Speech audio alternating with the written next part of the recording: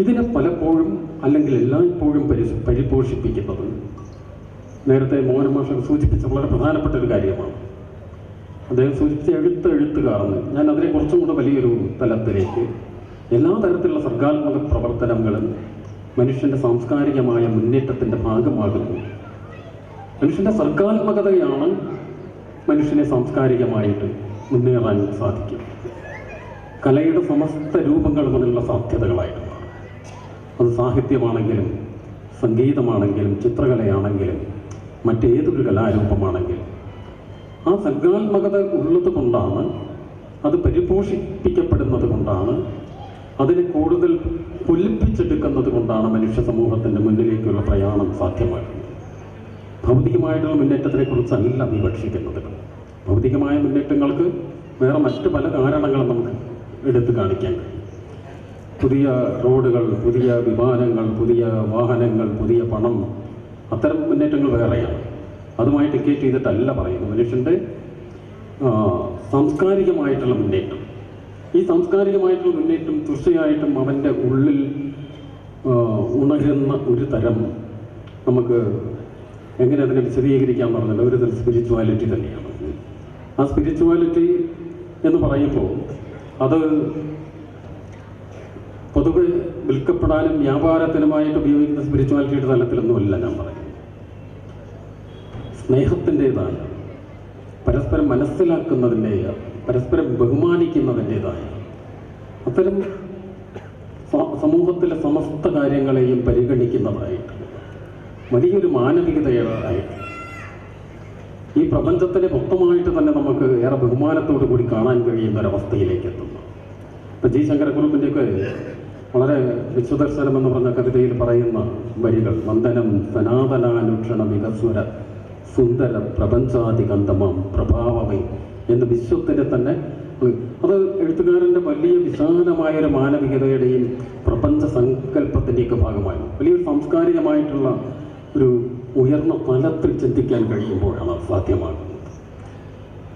അതുമായി ബന്ധപ്പെടുന്ന മൂല്യങ്ങളിൽ, ഈ മൂല്യങ്ങൾ നിരന്തരം പുതുക്കപ്പെടുന്നതാണെങ്കിലും ഒരിക്കലും അതിനെ ഒരു സ്റ്റാറ്റിക് ആയിട്ടൊരു തലത്തിൽ നമുക്ക് കണക്കാക്കാൻ പറ്റില്ലെങ്കിലും വളരെ ഡൈനാമിക് ആണെങ്കിലും അതിന് പറ്റുന്ന ക്ഷതങ്ങൾ, ആ ക്ഷതങ്ങൾ ഈ പുതുക്കപ്പെടലിൻ്റെ ഭാഗമായിട്ടുണ്ടാകുന്ന ക്ഷതങ്ങളാണോ അല്ലാത്തതാണോ എല്ലാം നിരന്തര സംവാദങ്ങളിൽ കൂടി മാത്രം നമുക്ക് കണ്ടെത്തേണ്ട കാര്യങ്ങളാണ്.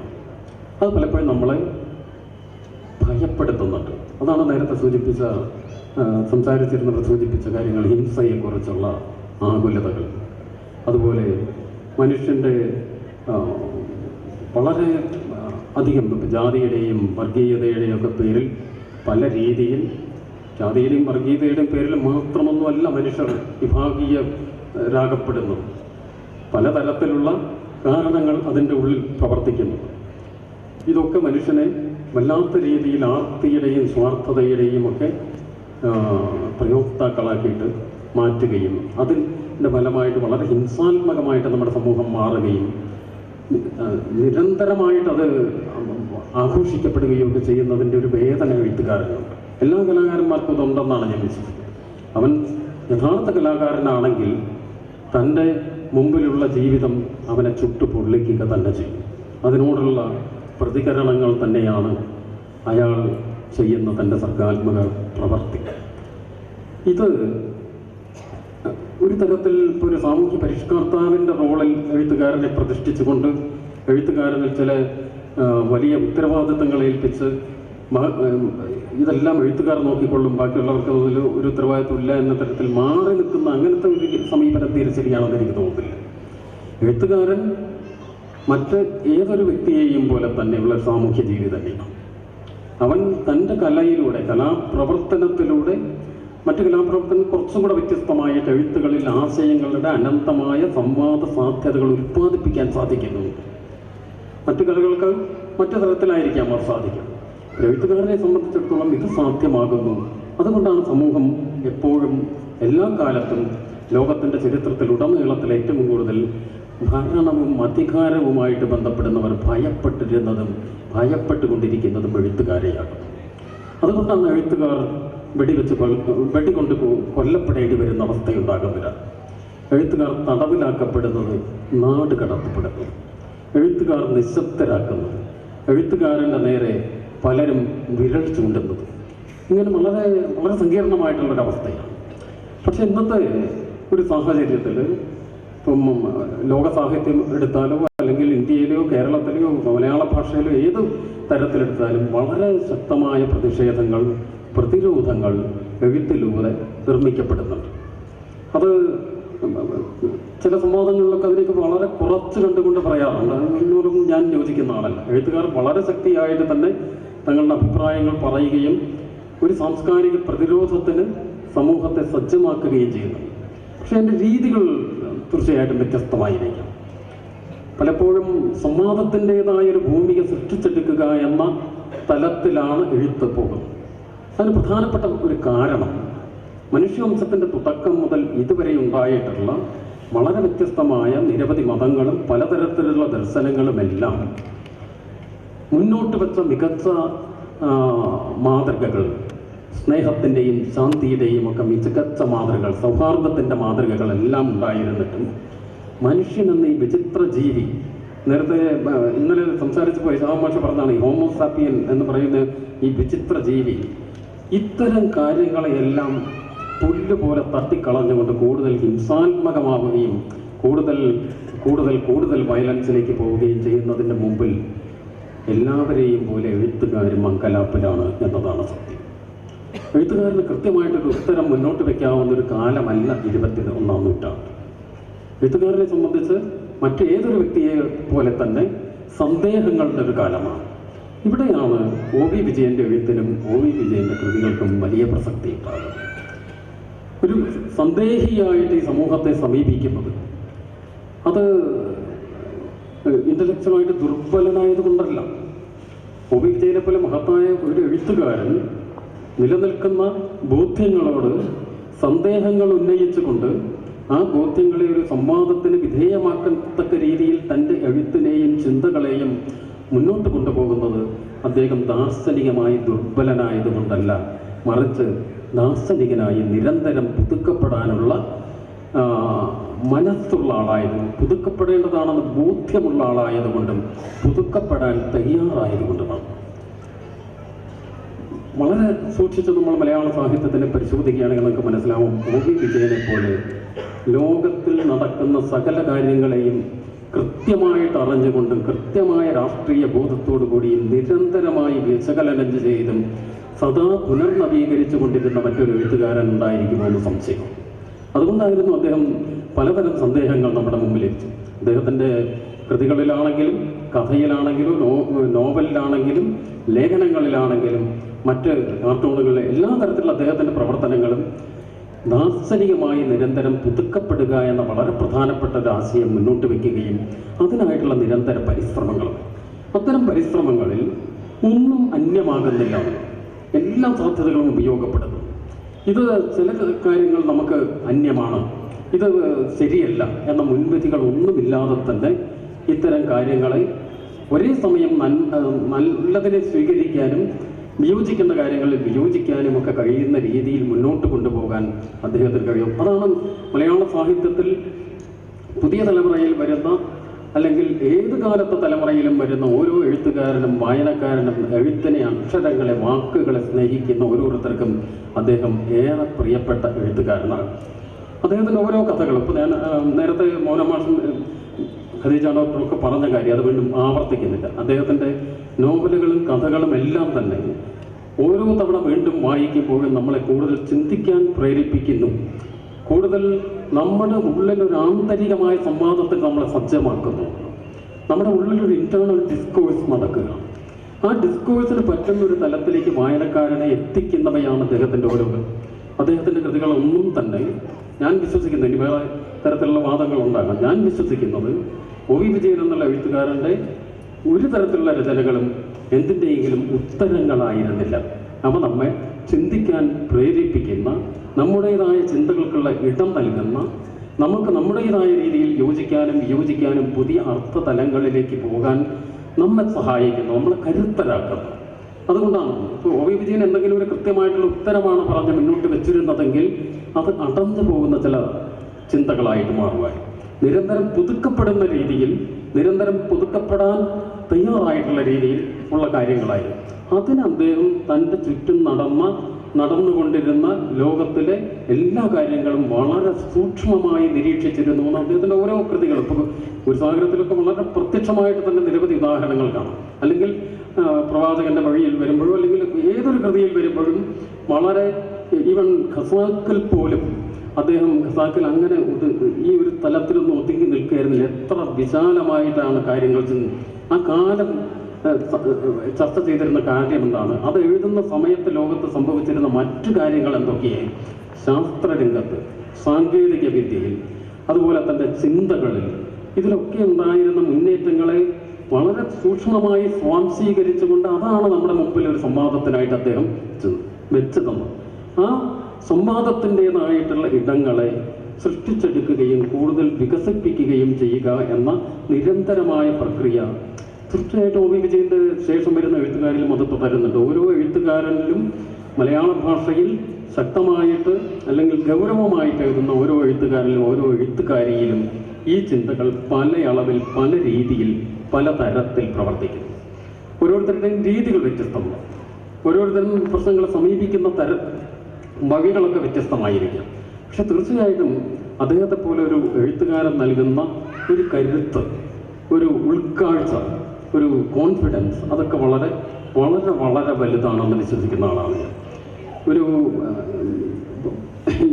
ഇതിന് പുതിയൊരു കാലത്ത് വരുന്ന 21ാം നൂറ്റാണ്ടിൽ വരുന്ന പുതിയ കാലത്തിൻ്റെ എഴുത്തുകായിട്ട് നോക്കുമ്പോൾ എത്രത്തോളം ഈ സാംസ്കാരിക മൂല്യങ്ങളെ സംവാദാത്മകമാക്കുന്നുണ്ട്. ഞാൻ ഒന്ന് പറയാൻ ആഗ്രഹിക്കുന്ന, സന്ദേഹത്തോടു കൂടി സമീപിച്ച് ഈ മൂല്യബോധങ്ങളെ എങ്ങനെ സംവാദാത്മകമാക്കാൻ പുതിയ കാലത്ത് എഴുത്തിന് കഴിയുന്നു എന്നത് വളരെ വളരെ പ്രധാനപ്പെട്ടതാണ്. അത് പാർശ്വവൽക്കരിക്കപ്പെട്ടവരുടെ ജീവിതവുമായിട്ട് ബന്ധപ്പെടുന്ന കാര്യങ്ങളാണെങ്കിലും, സ്ത്രീയുമായിട്ട് ബന്ധപ്പെടുന്ന കാര്യങ്ങളാണെങ്കിലും, അതുപോലെ തന്നെ സമൂഹത്തിലെ സമസ്ത മേഖലകളിലുള്ള കാര്യങ്ങളാണെങ്കിലും, അതിൻ്റെ ഒരു ഫലമായിട്ടാണ് ഇപ്പോഴും അത്തരം നിരന്തരമായ ചർച്ചകൾ നമ്മുടെ സമൂഹത്തിൽ ഉണ്ടാകുന്നത്. ഇപ്പോൾ ഏതെങ്കിലും ഒരു കഥയെ അല്ലെങ്കിൽ ഒരു കവിതയെ അല്ലെങ്കിൽ ഒരു നോവലിനെ വായനക്കാരൻ സമീപിക്കുമ്പോൾ ആ സമീപിക്കുന്നതിൻ്റെ ഇപ്പം നേരത്തെ ഡോക്ടർ സൂചിപ്പിച്ച പോലെ സന്തോഷ് ശശികാനത്തിൻ്റെ കഥയെ ഒരു സംവാദത്തിൻ്റെ തലത്തിൽ സമീപിക്കുകയും യോജിക്കുകയും ഒക്കെ ചെയ്യുന്നു ആളുകൾ. വളരെ സന്തോഷമുള്ളൊരു കാര്യമാണ്. അതുപോലെ അങ്ങ് കണ്ടടച്ചെടുക്കാനല്ല, അതിനും തീർച്ചയായിട്ടും 2-3 സ്ഥലങ്ങളുണ്ടെന്നാണ് എനിക്ക് തോന്നുന്നത്. എന്താണെന്ന് വെച്ചാൽ ഒരു ആന്ത്രപ്പോളജിക്കൽ അല്ലെങ്കിൽ ഒരു കൾച്ചറൽ ആന്ത്രപ്പോളജിയുടെ ഭാഗമായിട്ട് കഥകളെ സമീപിക്കുന്നതിനോട് അത്ര യോജിക്കുന്ന ഒരാളല്ല ഞാൻ. അതിന് സൗന്ദര്യാത്മകമായിട്ടുള്ളൊരു തലമുണ്ടെന്നും ആ തലത്തിൽ തന്നെയാണ് അവയെ സമീപിക്കേണ്ടതെന്ന് വിശ്വസിക്കുന്നു. അതേസമയം തന്നെ അതിനൊരു കൾച്ചറൽ ആന്ത്രപ്പോളജിയുമായിട്ട് ബന്ധപ്പെടുന്ന ഇടവും പ്രസക്തിയും ഓരോ സൃഷ്ടികൾക്കും ഉണ്ടെന്നുള്ളതാണ്. ഇപ്പം നമ്മുടെ മനുഷ്യവംശത്തെ, ഈ സമൂഹത്തിനെ നമ്മളിൽ നിന്ന് മാറി മറ്റൊരു ബിന്ദുവിൽ നിന്ന് നമ്മളെ നിരീക്ഷിക്കുകയാണെങ്കിൽ ഈ വിചിത്രമായ ഈ ഹോമോസാപ്പിയന് വരുന്ന മാറ്റങ്ങൾ, അതിൻ്റെ ചിലപ്പോൾ ഒക്കെ നമ്മൾ നന്മയെക്കുറിച്ച് നമ്മൾ വെച്ചു പുലർത്തുന്ന പല സങ്കല്പങ്ങളെയും അട്ടിമറിക്കുന്ന രീതിയിലാണ് കാര്യങ്ങൾ. അത്ര ഒന്നും വിശുദ്ധകളോ ഒന്നുമായിട്ടുള്ള ആളുകൾ ഇല്ല. ഈ നമ്മൾ ഗ്ലോബലൈസേഷൻ്റെ കാര്യങ്ങളെ പറയുന്നു, അല്ലെങ്കിൽ മറ്റു തരത്തിലുള്ള കാര്യങ്ങൾ, ഇതെല്ലാം മനുഷ്യൻ്റെ പല തലങ്ങളിലുള്ള മനുഷ്യവംശത്തിൻ്റെ പ്രവർത്തനങ്ങളിൽ കൂടി തന്നെയാണ് സംഭവിക്കുന്നത്.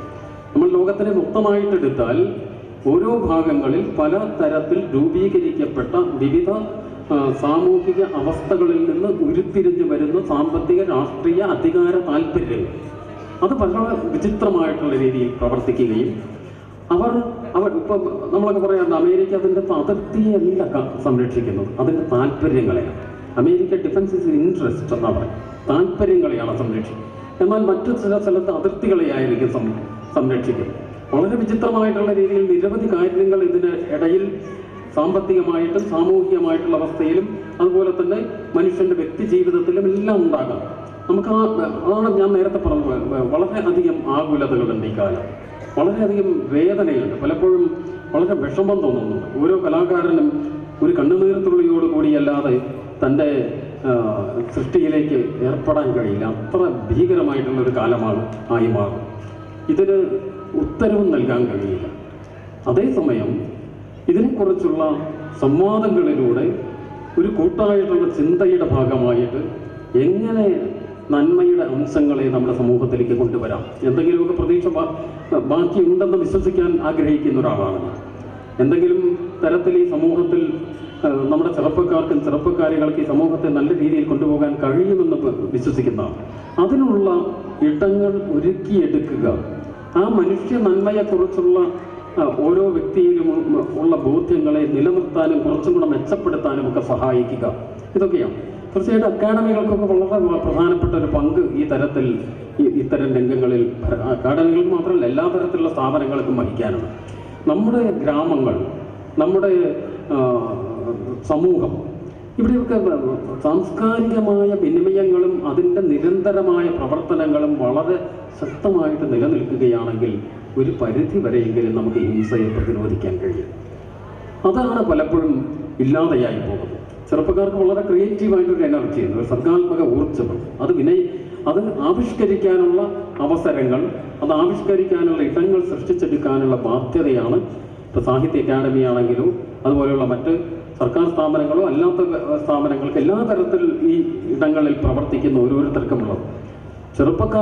ചെറുപ്പക്കാരികളുടെ സർഗാത്മകമായ ഊർജത്തെ, ചിന്തകളെ, കഴിവുകളെ ഏറ്റവും നല്ല രീതിയിൽ വിനിയോഗിക്കാനുള്ള, അത് എഴുത്തിലൂടെയാണെങ്കിലും വായനയിലൂടെയാണെങ്കിലും സംഗീതത്തിലൂടെയാണ്, ചിത്രകലയിലൂടെ, കലയുടെ ഏത് തരത്തിൽ രൂപമായിക്കൊള്ളട്ടെ, ആവിഷ്കരിക്കാനുള്ള ഇടങ്ങൾ വികസിപ്പിച്ചെടുക്കണം.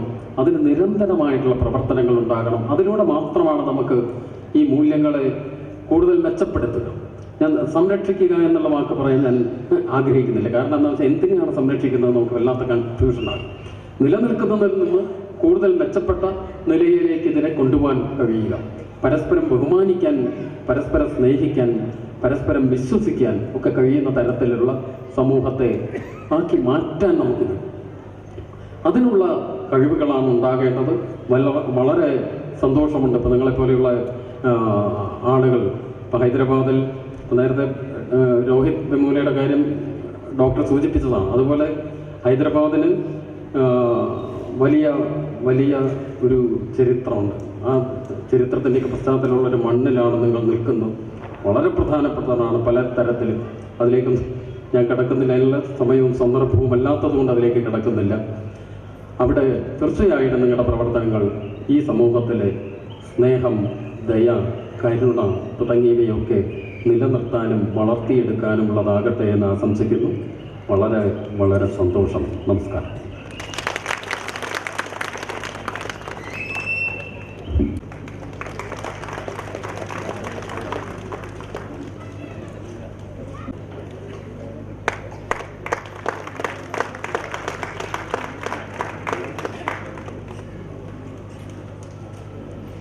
പ്രശസ്തനായ എഴുത്തുകാരൻ ശ്രീ ടി.ഡി. രാമകൃഷ്ണൻ അവർക്ക് മെമ്മന്റോ നൽകുന്നത് NSKKയുടെ joint secretary Shri A. Raveendran അവർക്ക്.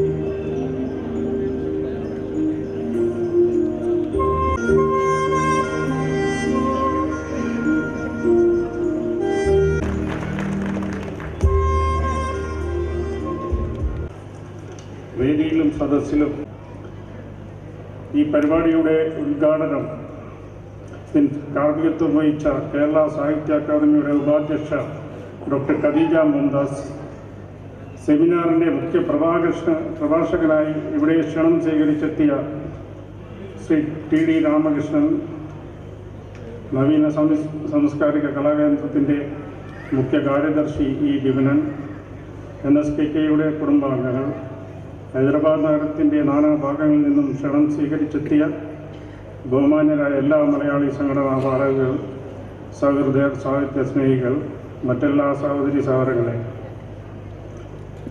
ഇന്നിവിടെ സംഘടിപ്പിച്ച സെമിനാറിലൂടെ സമകാലീന സാംസ്കാരിക മൂല്യങ്ങളും മലയാള സാഹിത്യ രചനയും, നമുക്ക് പകർന്നു കിട്ടിയ മലയാള സാഹിത്യ രചനയുടെ പുതിയ ദിശാബോധങ്ങളെക്കുറിച്ചും പുതുതലമുറയുടെ മാറിവരുന്ന മലയാള സാഹിത്യ രചനാ രീതിയെക്കുറിച്ചുമാണ്. സമകാലീന സമൂഹം മലയാള സാഹിത്യ രചനയിൽ വഹിക്കുന്ന പങ്ക് വളരെ പ്രധാനപ്പെട്ട ഒന്നാണ്.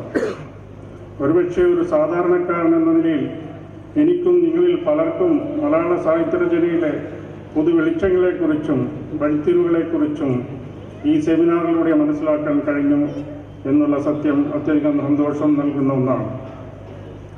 മറുനാടൻ മലയാളികളായ നമ്മളെല്ലാം തന്നെ മാതൃഭാഷയായ മലയാളത്തെ ഇന്നും നെഞ്ചിലേറ്റിൽ ആളിക്കുന്നതിനുള്ള ഉത്തമ ഉദാഹരണമാണ് ഇന്നത്തെ പരിപാടികൾ. ഇങ്ങനെ ഒരു പരിപാടി ഹൈദരാബാദ് മലയാളികൾക്ക് വേണ്ടി സംഘടിപ്പിക്കുവാൻ കഴിഞ്ഞുവെന്നത് NSKKയെ സംബന്ധിച്ചിടത്തോളം ഏറ്റവും ചാരിതാർത്ഥ്യജനകമാണ്. ഇനി ഞാൻ എൻ്റെ കർത്തവ്യത്തിലേക്ക് കടക്കട്ടെ. എന്നിൽ നിക്ഷിപ്തമായിരിക്കുന്ന കർമ്മം നന്ദി എന്നതാണ്. ആദ്യമായി തന്നെ ഇത്രയും പ്രഗത്ഭരായ വ്യക്തികളുടെ സാന്നിധ്യത്താൽ മഹനീയമായ ഈ സദസ്സിനെ അഭിമുഖീകരിച്ച് ഇത്തരം ഒരു കർത്തവ്യം നിർവഹിക്കാൻ അവസരം ലഭിച്ചത് ഞാൻ എൻ്റെ ഭാഗ്യമായി കണക്കാക്കുന്നു.